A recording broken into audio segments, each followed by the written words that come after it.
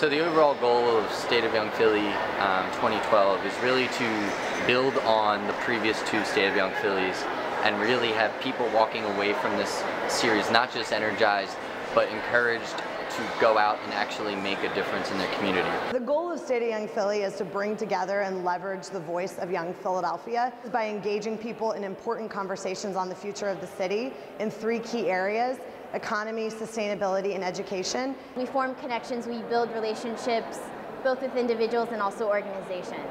First of all, the concept of providing a vehicle through which young Philadelphians can be engaged in the community, can help to generate solutions to problems, and interconnect organizations and share and collaborate is something that's very appealing to us. The economy is an important issue for all people, young people, especially in Philadelphia, considering how the number of young people that have moved back to Philly between the 90s and now has just been exponential. But obviously, young people need jobs, young people need resources, and philanthropy is about sharing those resources in an effective and thoughtful way.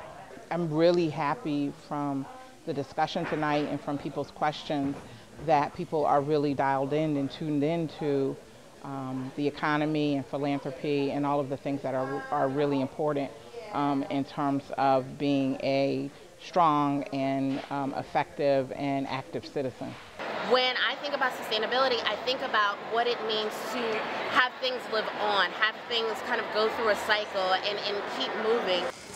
So the sustainability walking tour was last Saturday, and it was a ton of fun. We went to a bunch of different places. We started at Las Parcelas and looked at a garden in the Kensington and Fishtown neighborhoods. And then we went and saw someone's house, the interior of his house that he had converted using all sustainable local materials. We checked out a new construction that had also been done by Post Green Homes, and they had used all sorts of sustainable materials. We also went and heard about PHS. They talked about tree planting in a local garden. Do-it-yourself night where we're inviting people to come rotate between tables, where demonstrations are taking place, where people can learn to plant their own gardens, repair their own bikes, make their own laundry detergent, things that you can do at home to kind of minimize consumption levels and again kind of save some of those resources. We are looking at schools that work as assets. And instead of saying this part of the system is a problem, we're saying these schools work, these things work. Let's figure out how to replicate and expand what works. Let's figure out how to get rid of what doesn't. I don't think any issue matters more when it comes to talking about where we're going as a city, as a state, as a country than education. So a lot of these conversations about people who are going to get us there. So I think it's really exciting to come and see what new innovative ideas are going to take education to the next level in Philly. The biggest thing when you ask a young person, especially a young parent, are they going to stay in Philadelphia? What will keep them or what will make them go?